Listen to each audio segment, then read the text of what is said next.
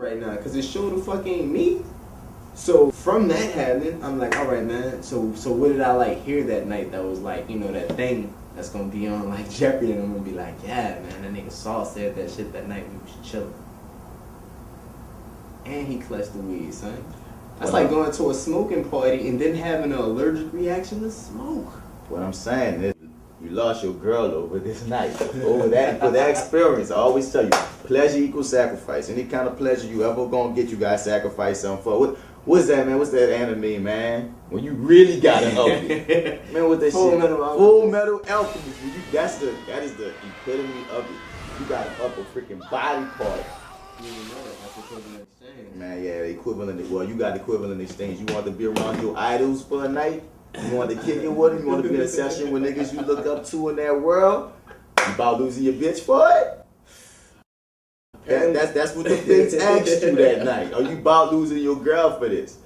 And you answered him with, yup, I'm going to go to this session and let the niggas clutch the weed on me. You feel me? I'm going to listen. I'm not going to say nothing memorable about what they talking about. Man, I got the notes. See, I'm glad you took notes. Because a nigga like me wouldn't have took notes. Man, look. I mean, off of what I knew from my head, the main thing that stuck out, because me and you talking about Malcolm X now, since you reading that shit, Saul was saying, like, some dude went around and collected, like, all of, like, Malcolm X correspondence, or whatever, like, letters he sent out to people, or whatever. Then he went further than that and tried to contact all the people who wrote letters back to Malcolm to try to find out, like, their side of what was happening. So it's, like, not necessarily Malcolm telling you the story, but like these people telling you a recreation, like not like a recreation of Malcolm, but you know, they create another person, I'm not even going to play squash. Yeah, they give you another recreation of Malcolm. Then he was in there writing over Mos. He was like, yeah, man, you know, in the book they talk about like, nah, you know, when Malcolm X went to where you at in the book now? Man, I ain't read the book in a couple of days. All right, you remember the movie? Yeah. All right, cool. You know when he went on the boys to Mecca, right? See, I didn't get the Mecca in the book yet. I'm on like when he about to finally start beef with your boy, your brother, most honorable Elijah Muhammad.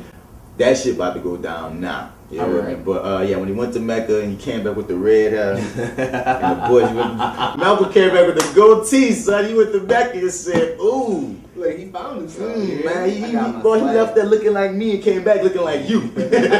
Straight up. You know, I was well had dreads. Look, he had found himself. Man, Malcolm came back. Right. He was just nice. He went from saying, man, look, I want fuck integration.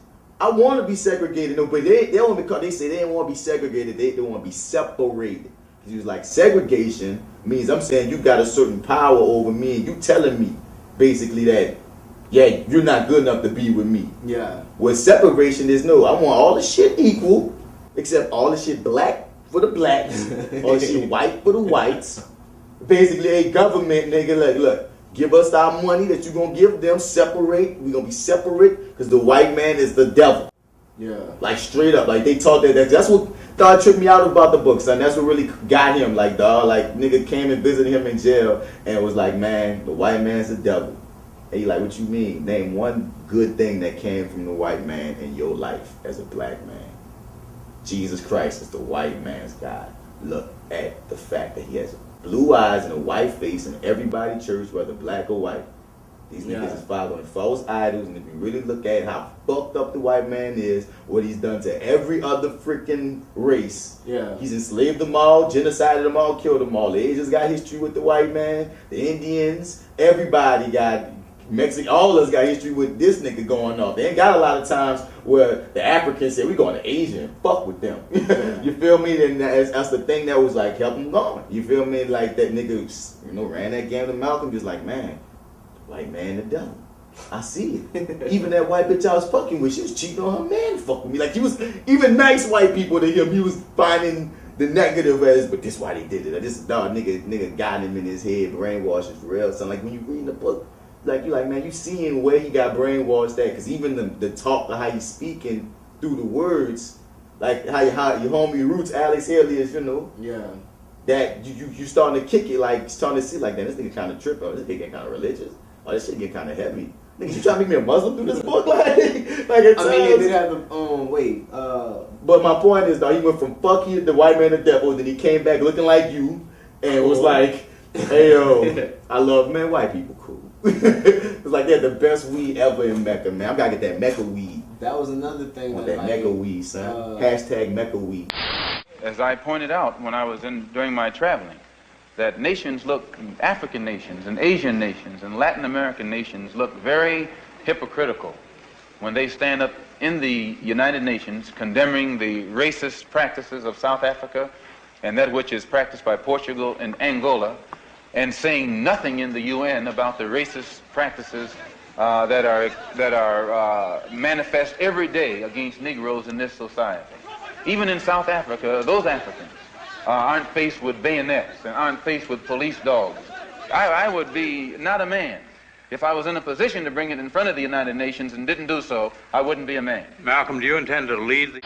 On a whole another tangent, fucking Mos Def was saying Barack Obama don't give enough credit to the fact that he like bit Malcolm X like style and swagger in terms of being like a politician. Like he never really this is off of me, like, you know, this is where we do a fact check. This is based off of what Mos Def, more off of like Yasin Bey was saying, but he was just like, you know, he don't really like, you know, try to address that because, you know, Malcolm was a radical.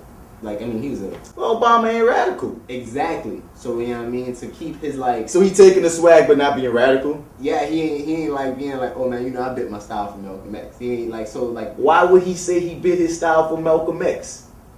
Like, I'm about to be like, I'm Barack Obama, and I was just watching Malcolm X. If not bit, my nigga... I still ain't see a whoop until Barack do this and start chilling, uncomfortable with his fingers like this when he talking to people. I don't believe it.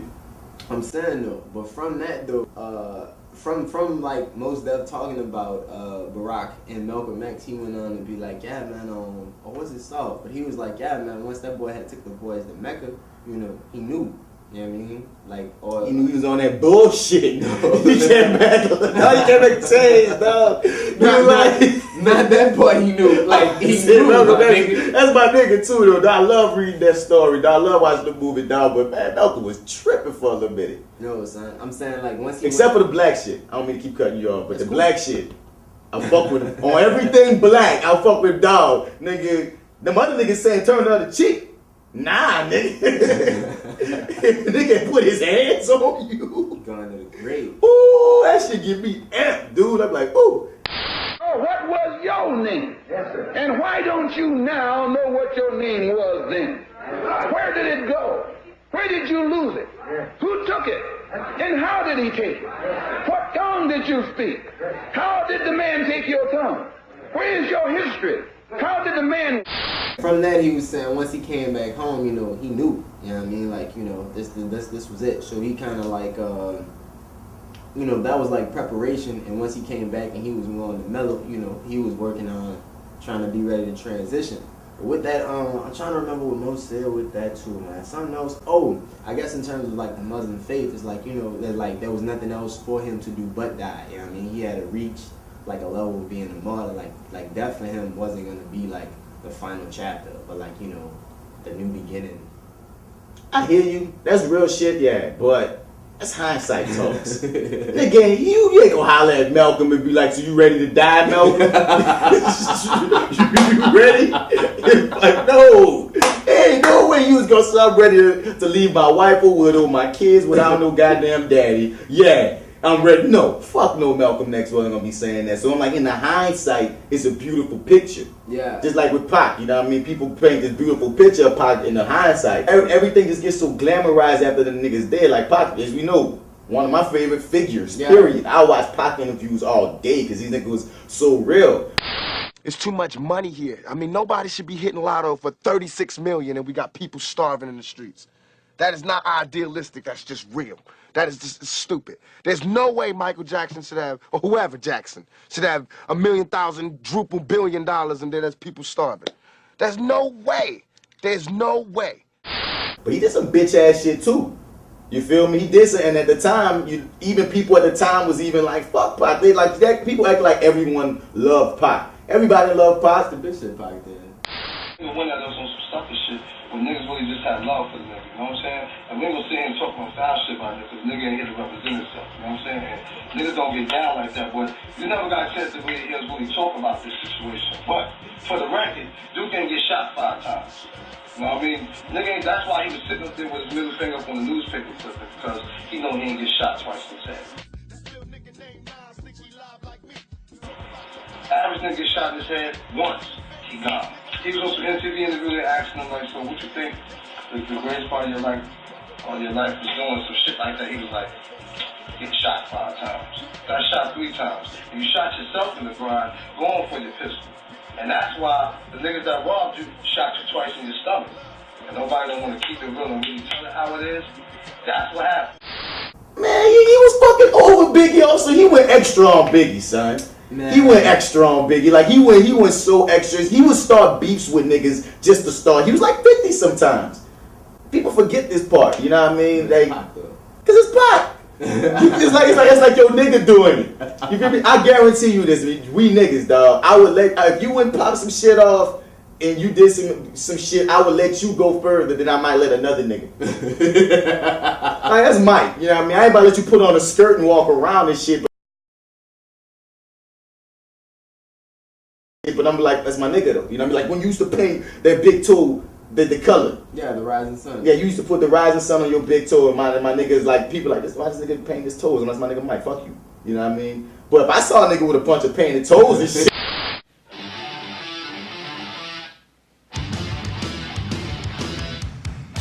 Greetings and salutations. Right here in front of you.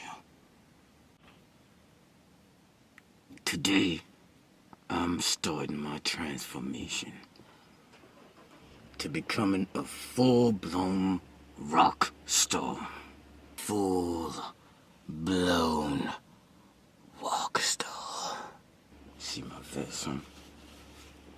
I stole it. Full-blown rock star. That's right. I read about becoming a rock star and how you had to do it, and the steps you must take.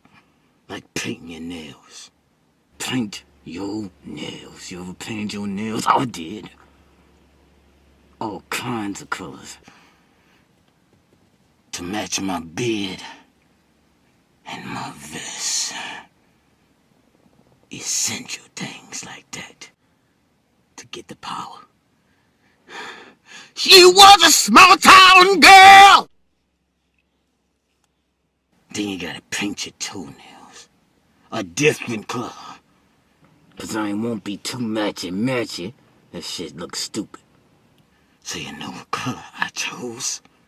Pretty plum vest. Pretty plum pretty plum.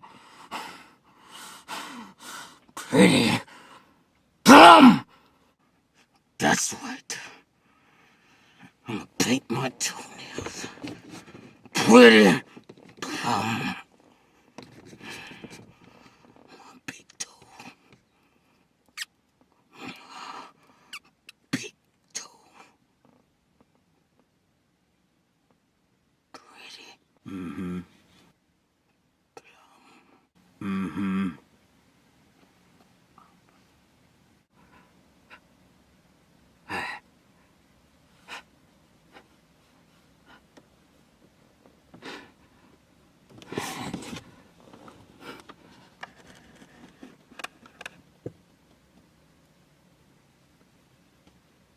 You have a problem with Pretty Plum?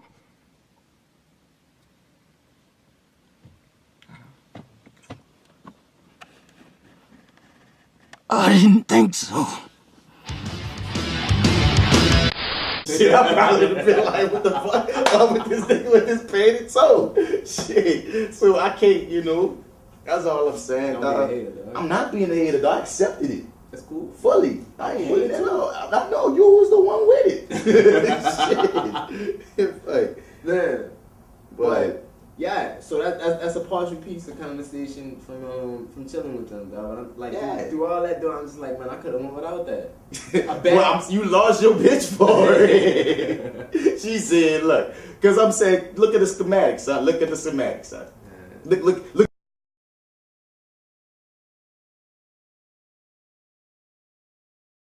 Feel me? Now your girl is telling you what she's supposed to tell you. What's that? What she told you. Man, What fuck did she that. tell you? What did she tell you? Fuck. At the time, she told you.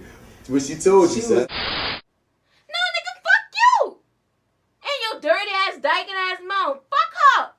Big fat slewfoot ass motherfucker. Fuck her. Yeah, I said it. Fuck your mom. Fuck your mom. What you gonna do? You gonna come to my house with what, motherfucker? You and your little ass dick army? But this is common sense, man. If you feel like, if yourself on the job, if you don't want to fucking be there, you're not gonna go as hard as if you want to fucking be there. That's real. That is the truth. You know, if I know that in this hotel room they have food every day, and I'm knocking on the door every day to eat, and they open the door, let me see the party, let me see like them throwing salami all over I mean, just like throwing food around. But they're telling me there's no food in here. You know what I'm saying? Every day. I'm standing outside trying to sing my way in. You know what I'm saying?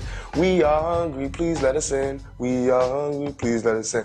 After about a week, that song is gonna change to we hungry, we need some food. After 2-3 weeks, it's like, you know, give me all the food, I'm breaking out the door. And after a year, you just like, you know what I'm saying? I'm picking the lock, coming through the door, blasting, you know what I'm saying? It's like you hungry, you reached your level, you don't want any more. We asked 10 years ago. We was asking with the Panthers. We was asking with them, you know, with civil rights movement. We was asking, you know, now those people that were asking, they're all dead and in jail. So now what do you think we're gonna do?